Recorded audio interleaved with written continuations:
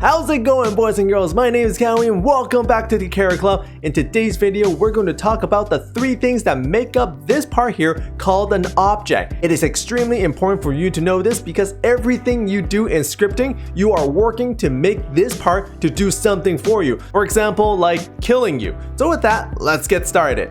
So let's start with a proper understanding of what a part is. In coding terms, we call them objects. And in every object, it has 3 things. It has properties, it has behaviors, and it has events. What property means how it looks, how heavy it is, what color is it, stuff like that. Then we got behaviors. This would describe what this object can do, like can it move or can it look for stuff. And then we got events. This would describe how an object will respond, like who touched me? Did a player just click on me or did something change?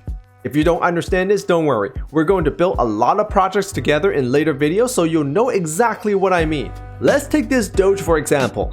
This Doge is considered an object to a computer. The way we tell the computer what a Doge is will look something like this. It will have properties like it has 4 legs, it has a tail, and it has barking sounds. These 3 things will let the computer know that this is what a Doge will look like. Now this is probably not the most accurate description. Let's just use this as an example, so I hope you guys get the point. Then we'll have to tell the computer what Doge's behavior is like. You know, it barks, it runs, it walks, and it sits. Stuff like that. And these will be the behaviors for the Doge. Then we'll have to tell the computer what this Doge can do in different situations, and that will be our events. Stuff like what will happen if it's touched? What will happen if you pet it? What will happen if it is hurt? Or what will happen when you give it a command? So what I'm showing you here is how we would describe to a computer what a Doge is.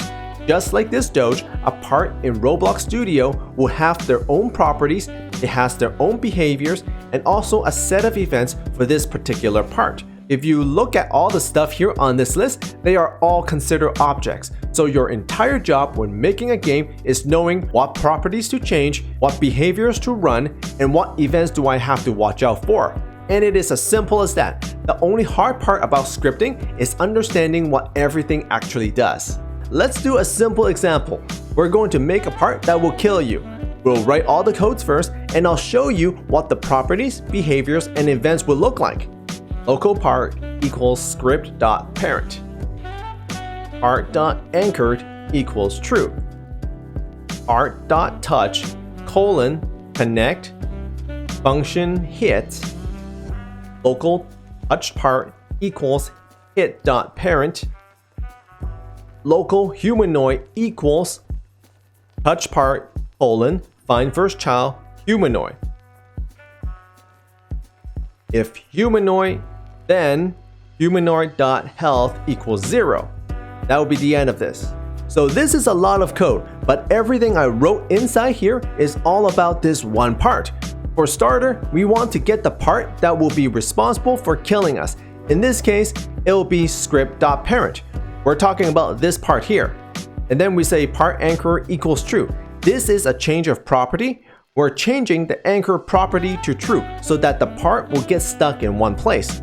Anywhere in the script you see the dot, you'll know that we are looking for a property. So for example, script.parent, this is a property for the script.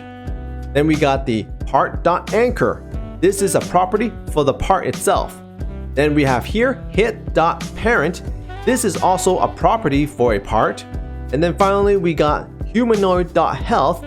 This is a property for your character. All of the things I just mentioned are properties for you to use when you are making your game. So just be aware of that for now.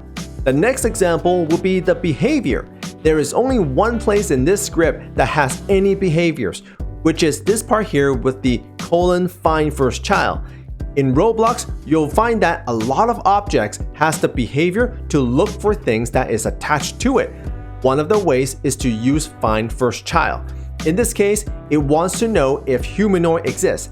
If it does, then you'll know that a person just touched the part and they should be destroyed because of it. There is a lot of behaviors for a Roblox object, so for now, just learn about this one, find first child. You'll learn more about the other ones when we start doing projects.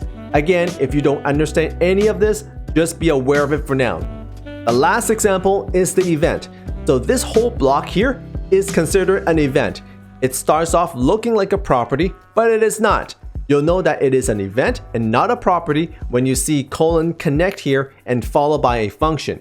What this whole thing is saying is, whenever something touches the part, let Roblox know about it, and it will connect you to a function that will decide what to do with the part that hits this.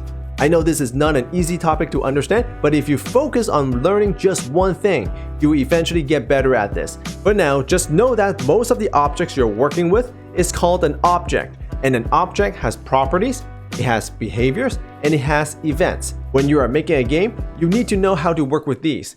So if you got questions, join the Carrot Club Discord server. That is where I will be most of the time. Other than that, thank you boys and girls for watching, and I'll see you in the next video, in-game or at the Carrot Club. Take care, everybody.